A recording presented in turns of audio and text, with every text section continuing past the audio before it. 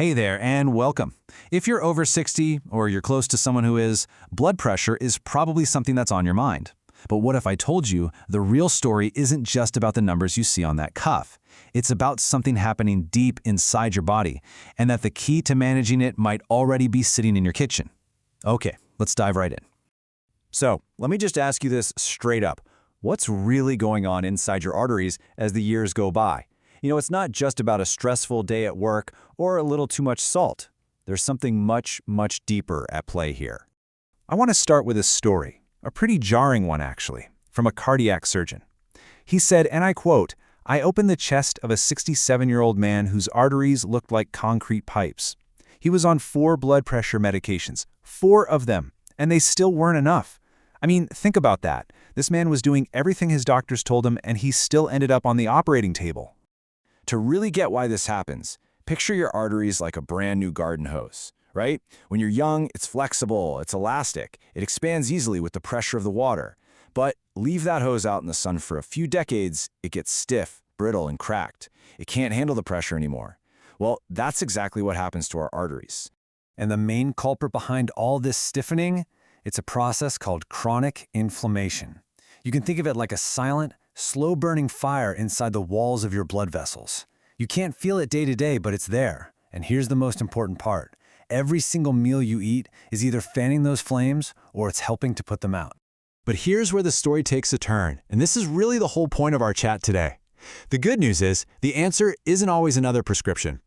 There are at least 5 incredibly powerful tools you can use to fight back, and I'm willing to bet they're in your kitchen right now. All right, so let's get into our first 2 strategies. They're all about something as simple as reordering your plate and grabbing a staple you probably have in your pantry right this second. Okay, this is going to sound way too simple to work, but trust me, it's a game changer. Just eat your vegetables first, before you touch the bread, before the potatoes, before anything else. So why does this work? Well, the fiber in those veggies creates this kind of mesh, a net in your stomach.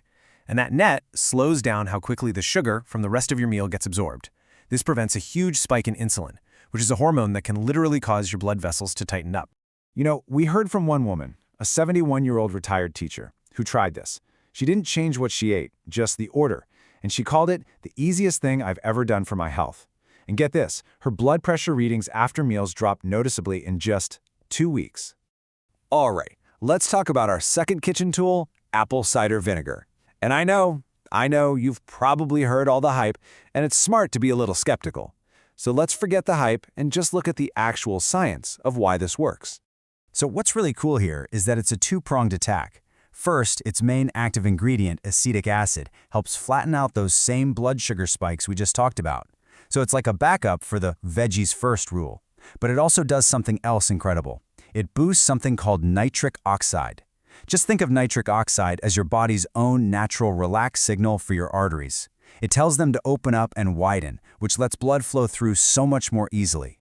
And this is absolutely critical, so please listen up. Never drink this stuff straight. It's an acid. It can damage your tooth enamel and your esophagus. You have to, always, dilute 1 or 2 tablespoons in a big glass of water. Okay, let's move on to our next couple of strategies. These are focused on things you can do later in the day, around tea time, and just before you go to bed.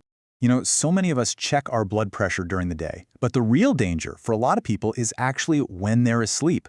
There's a condition called nocturnal hypertension, and it's when your pressure stays high or even spikes at night. This is a huge, silent risk factor for heart attack and stroke that your daytime readings will completely miss. So how do we tackle this? With a very specific number, 30 grams. That's about 14 walnut halves.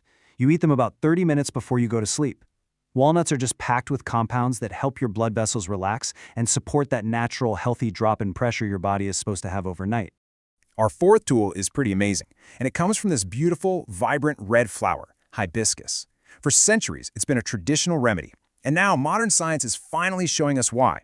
It turns out hibiscus contains compounds that work in a way that's strikingly similar to ACE inhibitors, which, if you don't know, is a really powerful class of prescription drugs for lowering blood pressure. So how well does it work? Well, a study in the Journal of Nutrition found that drinking 3 cups a day lowered systolic blood pressure, that's the top number, by an average of 7 points. Now, 7 points might not sound like a huge number, But in the medical world, that is a really significant drop. It's the kind of number that makes doctors sit up and take notice. And now for our final kitchen tool. I'm serious about this. When we're done here, I want you to go to your pantry and look at your cooking oils, because this might just be the single most important change you can make. And this chart right here, it says it all. For pretty much all of human history, our diet had a ratio of about 1-to-1 for these two fats, omega-6 and omega-3. But today, look at that. The average modern diet is closer to 20-to-1.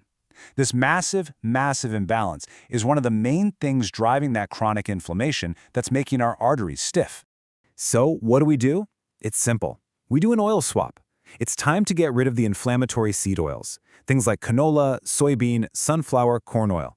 And we replace them with extra virgin olive oil for salads and low-heat cooking, and yeah, even real butter for higher heat. I know that goes against what we've been told for decades, but the science is clear. These refined seed oils are like pouring gasoline on that inflammatory fire. So, let's bring this all home. We've talked about 5 simple changes, but they all point to the same powerful idea. Cool down that inflammation and give your blood vessels back their flexibility. And remember that 67-year-old man from the very beginning, the one with arteries like concrete pipes? Well, he started making these 5 changes, one by one. And 6 months later, his doctor had taken him off 2 of his 4 medications. For the first time in years, his blood pressure was finally stable. So, let's just lock these in one more time. Your 5 kitchen tools. Number 1, veggies first. Number 2, a little apple cider vinegar and water with your meals. Number 3, a small handful of walnuts before bed. Number 4, make hibiscus tea your go-to. And number 5, swap out those inflammatory cooking oils. 5 simple habits, all totally within your control. Now look, don't let this feel overwhelming. You absolutely do not have to do all 5 of these at once. The key to making real, lasting change is to start small. So my question for you is simple. Which one will you try first?